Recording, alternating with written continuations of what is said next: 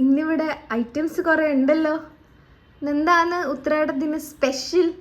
ഉത്രാടത്തിന് അമ്മ വേണ്ടി ഇതൊക്കെ ചെയ്യുമോ മോനെ? ഇച്ചിരി പച്ചടി വെച്ച് വെക്കുന്നുണ്ട്.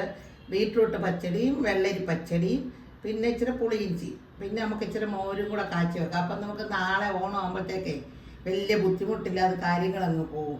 പിന്നെ നമ്മൾ ഒരു ഇച്ചിരി ഉണ്ണിയപ്പം കൂടെ ഉണ്ടാക്കാമെന്ന് വെക്കുമായിരിക്കും. അതിനെ തീർത്തി പിടിച്ച് ഞാൻ ഇതെല്ലാം ചെയ്തു വെച്ചത് കണ്ടില്ലേ, നിരത്തി വെച്ചിരിക്കുന്നത്.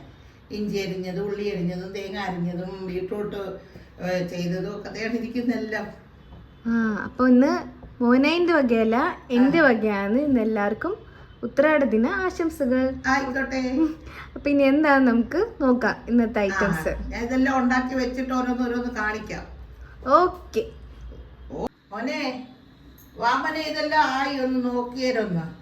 അപ്പൊ ഇത് നമ്മുടെ ബീട്രൂട്ട് പച്ചടി, മോര്, വെള്ളരിക്ക പച്ചടി, നമ്മുടെ പുളിയിഞ്ചി. അപ്പൊ ഇനി ഒരു കാര്യം കൂടെ ഉണ്ട് മോനെ, അതുകൂടെ ഒന്ന് കാണിക്കാം. അവിടെ നിൽക്കേ.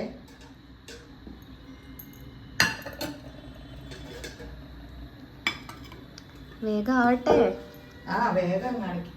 ഇപ്പൊ ഉത്രാടത്തുനാളൊന്ന് വൈകിട്ടേ നമുക്ക് ഉറുമ്പിന് ഇച്ചിരി ചോറ് കൊടുക്കുന്ന ഒരു പരിപാടിയുണ്ട്. അപ്പൊ അതിന് വേണ്ട വീടിന്റെ 4 മൂലയ്ക്കും നമ്മൾ കൊണ്ടുവന്ന് വെക്കും. അതിനുള്ളതാണ് വേണ്ടത്. കണ്ടോ, അതിന് നമുക്ക് ഉറുമ്പിനും കൂടെ കൊണ്ട് കൊടുക്കണം. ഇത്രയേ ഉള്ളൂ ഉത്രാടത്തിന്റെ ഒരു പരിപാടി. അപ്പൊ നാളെ എനിക്ക് എളുപ്പമല്ലേ, ബാക്കി കാര്യങ്ങളൊക്കെ ചെയ്താൽ മതി. സാമ്പാർ അവിയൽ ഇങ്ങനത്തെയൊക്കെ വെച്ചാൽ മതി. അപ്പം അതൊക്കെ നമ്മൾ ബാക്കിയൊക്കെ നാളെ കാണിക്കാം.